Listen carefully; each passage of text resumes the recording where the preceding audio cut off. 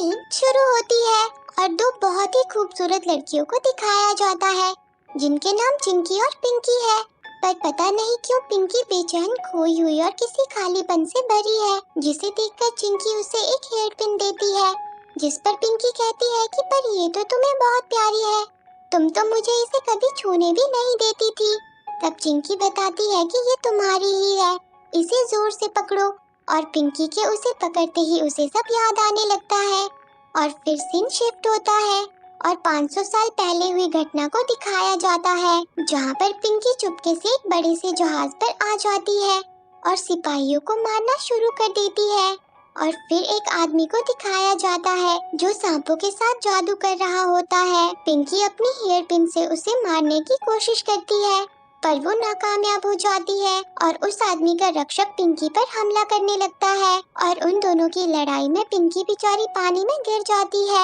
और जब पिंकी की आंख खुलती है तो वो खुद को एक कमरे में पाती है और तभी वहाँ एक बूढ़ी औरत आ जाती है जो पिंकी को बताती है कि तुम सांप पकड़ने वाले गांव में हो, तुम कौन हो। पर बेचारी पिंकी को कुछ भी याद नहीं होता। तब वो औरत कहती है कि हमारे होशियार बंटी ने तुम्हें बचाया है और वो उसे लेकर अपने गांव में आ जाती है और उसे बताती है कि हम रोजगार के लिए सांप पकड़ते हैं और जंगली जानवरों और राक्षसों से बचने के लिए हमारे घर इस तरह है। और फिर बंटी को दिखाया जाता है जिसके साथ उसका प्यारा दोस्त भोलू भी है और बंटी एक बहुत ही अच्छा इंसान है। फिर बूढ़ी औरत बंटी को बताती है कि इस लड़की को तो कुछ भी याद नहीं है, तो बंटी पिंकी से कहता है कि मैं तुम्हें उस जगह ले जाऊंगा जहाँ तुम मुझे मिली थी, तुम चिंता मत करो। और फिर वो उस जगह के लिए निकल पड़ते हैं जहाँ भोलू आगे जाकर पहाड़ी पर चढ़ जाता है पर गलती से उसका पैर फिसल जाता है, पर पिंकी उसे अपने जादू से बचा लेती है, यानी पिंकी जादू कर सकती है। बंटी भी ये देखकर चौंक जाता है पर बेचारा भोलू ये देखकर घबरा जाता है और वापस लौट जाता है। वहीं पिंकी और बंटी पहाड़ी के ऊपर आ जाते हैं। फिर बंटी पिंकी को वो जगह दिखाता है जहाँ वो उसे मिली थी, जहाँ पिंकी को कुछ याद आता है जिसमें उसे उसकी गुरु माँ ने आदेश दिया था कि सेनापति को मार दो। बेचारी पिंकी पुरानी यादों में खो जाती है जिस वजह से वो बंटी को धक्का दे देती है, पर फिर वो उसे बचा भी लेती है, जिसके बाद बंटी अपने छाते की मदद से उड़ने लगता है और फिर बंटी पिंकी का हाथ पकड़कर उसे भी अपने साथ उड़ा ले जाता है। वो दोनों फूलों के बीच उड़ते हुए बहुत खुश होते हैं। पिंकी को भी ये सब बहुत अच्छा लगता है पर तभी एक सांप बंटी पर हमला कर देता है पर पिंकी उसे बचा लेती है। लेकिन तभी पिंकी को उसकी पिन मिल जाती है और उसे छूते ही वो बेहोश हो जाती है और नीचे जंगल में गिर जाती है। बंटी भी उसे ढूंढने के लिए जंगल में पहुंच जाता है जहां पिंकी को दो सिपाहियों ने घेरा होता है।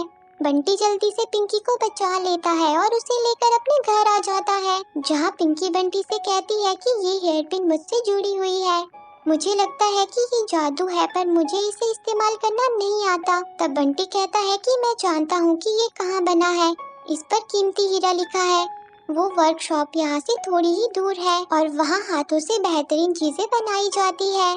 पर तभी वहाँ सेनापति के आदमी आ जाते हैं जहाँ सेनापति का रक्षक गांव के लोगों से पूछता है कि आखिर ये छाता किसका है और सफेद कपड़े पहने हुई कोई अनजान लड़की क्या तुमने देखी है, जिस पर गांव वाले बता देते हैं कि हमने उसे बंटी के साथ देखा था। पर तब तक बंटी और पिंकी वहाँ से निकल जाते हैं और अब अजीब सी जगह को दिखाया जाता है जहाँ आधे इंसान और आधे सांप जैसे राक्षस होते हैं। जहाँ वो सांप भी होता है जिसने बंटी पर हमला किया था। वो उन सबको बताता है कि पिंकी ने मुझ पर हमला किया और वो एक सांप पकड़ने वाले के साथ थी। यहाँ हमें पता चलता है कि पिंकी भी इन सब में से एक है। और फिर वहाँ उन सबकी गुरु माँ आ जाती है जिसने पिंकी को सेनापति को मारने के लिए भेजा था। और फिर चिंकी भी वहाँ आती है जो गुरु माँ से कहती है कि गुरु माँ पिंकी हमें धोखा नहीं दे सकती, मैं उसे लेकर आपके पास आऊंगी। जिस पर गुरु माँ उस पर जादू कर देती है और कहती है कि उस हेयर पिन और पिंकी को 3 दिन में ढूंढ लाओ वरना तुम मारी जाओगी।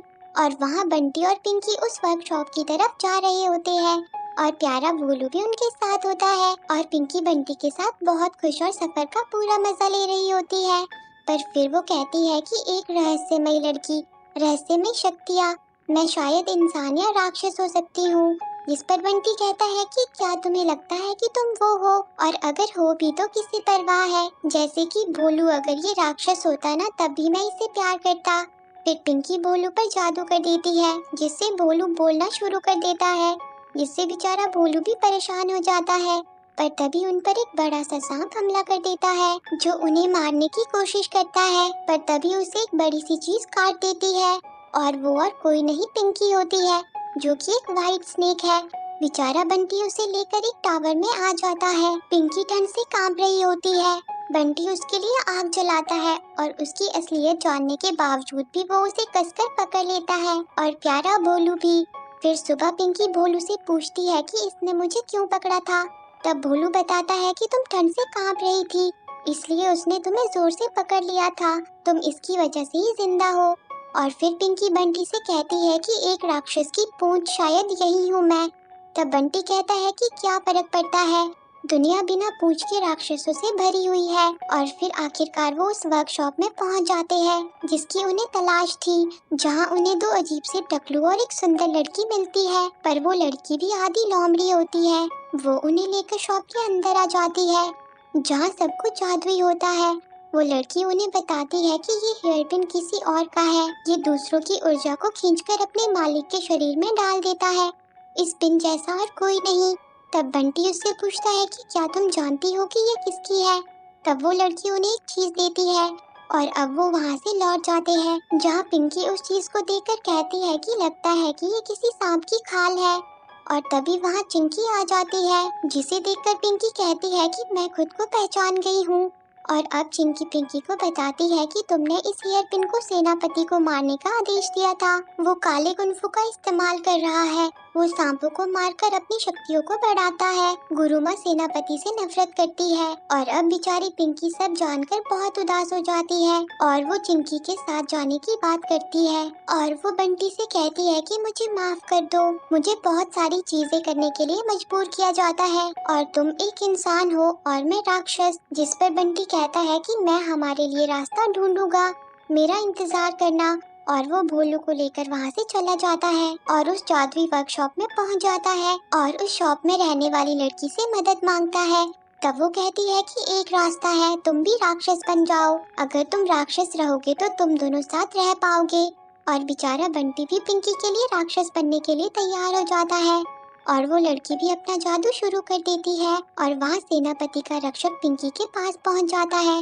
वो पिंकी से कहता है कि तुम्हारा मूल्य बहुत ज्यादा है, तुम एक ही 10,000 सांपों के बराबर हो, इसीलिए मेरे मालिक भी जल्दी सांप पकड़ने वाले गांव में पहुंच जाएंगे, क्योंकि मैंने उनसे कहा है कि तुम वहां हो। और फिर वो पिंकी और चिंकी पर हमला शुरू कर देता है। पिंकी और चिंकी भी उसका डटकर सामना करती है। वो दोनों मिलकर उस रक्षक की बैंड बजा देती है जिससे उसके मुंह का कपड़ा भी उतर जाता है और उसका चेहरा भी आधा खराब होता है, जिस वजह से वो बहुत गुस्सा हो जाता है और चिंकी और पिंकी को अपने जाल में फंसा देता है। पर तभी पिंकी अपनी हेयर पिन की मदद से उस रक्षक से उसकी सारी शक्तियाँ खींच लेती है और वहाँ बेचारा भोलू बंटी को किसी तरह जगाता है। वो दोनों एक घने जंगल के बीच होते हैं और तभी बंटी देखता है कि उसकी पूंछ निकल आई है और बेचारे भोलू की पूंछ गायब हो गई होती है, यानी उस लड़की ने भोलू की पूंछ बंटी को लगा दी थी। और फिर वो दोनों पिंकी को ढूंढने के लिए निकल पड़ते हैं और अब बंटी भी बहुत तेज भाग सकता है क्योंकि आखिरकार अब वो एक राक्षस है। पर वहाँ उसे पिंकी नहीं मिलती और सारी चीजें टूटी फूटी होती है। ये सब देखकर बंटी बहुत घबरा जाता है और वो देखता है कि शहर में चारों तरफ तबाही फैल चुकी है और लोग डरकर यहाँ वहाँ भाग रहे हैं।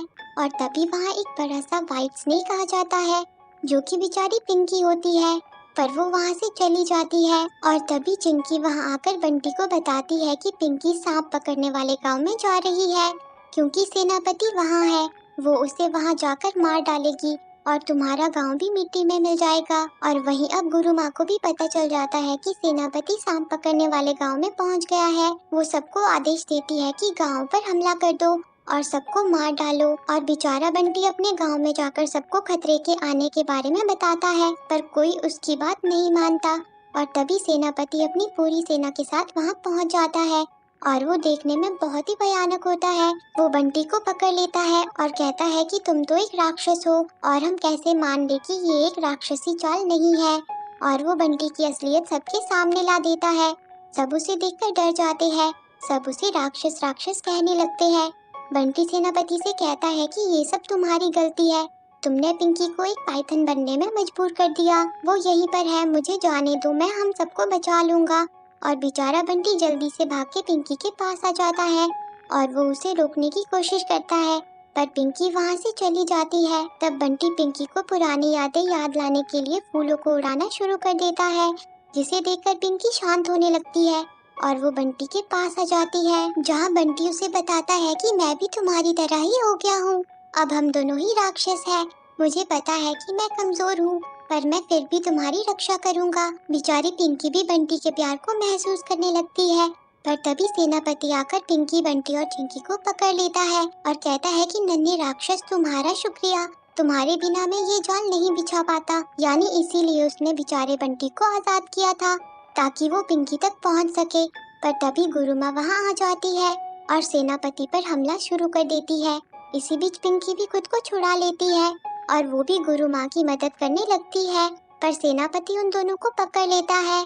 तभी चिंकी प्रिंसेस सेनापति पर हमला कर देती है, जिस वजह से गुरुमा सेनापति की सारी शक्तियाँ अपने अंदर खींच लेती है और उसके सारे सांप गांव पर हमला करने लगते हैं। पर बंटी गांव वालों को उन सब के हमले से बचा लेता है और वहाँ गुरुमा अपने असली रूप में आ जाती है। वो कहती है कि मैं तुम सब सांपों का अर्क लेकर सबसे शक्तिशाली बन जाऊंगी, और वो एक एक करके सभी सांपों की शक्तियाँ उनसे छीनने लगती है और वो एक बड़े सांप में बदल जाती है। और वो पिन भी इसी की थी, क्योंकि वो टुकड़ा इसी की खाल का था। बेचारी पिंकी सबको बचाने के लिए उससे लड़ पड़ती है, पर वो पिंकी की सारी शक्तियाँ भी उससे छीन लेती है और उसे मारने लगती है। पर तभी बंटी सेनापति का जादुई चक्र फिर से चला देता है, जिससे गुरुमा उसमें फंस जाती है और हर चीज धीरे धीरे बर्फ में बदलने लगती है। पिंकी और बंटी भी वहीं फंस जाते हैं। वहीं बेचारा भोलू सभी गांव वालों से कहता है कि हमें बंटी को बचाना होगा, उसने तुम्हें बचाने के लिए अपनी जान खतरे में डाली थी। और फिर गाँव वाले और भोलू उन्हें बचाने पहुँच जाते हैं, पर जब तक वो उस गोले को खोल पाते हैं तब तक बहुत देर हो गई थी। सबकी आत्माएं गायब हो चुकी थी और अब पिंकी को 500 साल बाद दिखाया जाता है, जहाँ से फिल्म शुरू हुई थी, जहाँ वो चिंकी से कहती है कि बंटी कहाँ है। तब चिंकी उसे बताती है कि उसकी आत्मा बच गई, वो वहीं कहीं है, जिस पर पिंकी कहती है कि मुझे उसे ढूंढना होगा, चाहे उसे मैं याद हूँ या नहीं, पर मुझे उसे ढूंढना है। आखिरकार मुझे वो याद है। और फिर वो उसे ढूंढते हुए इंसानों के बीच पहुँच जाती है, जहाँ उन्हें आखिरकार बंटी मिल ही जाता है। और इसी के साथ ये मूवी एंड हो जाती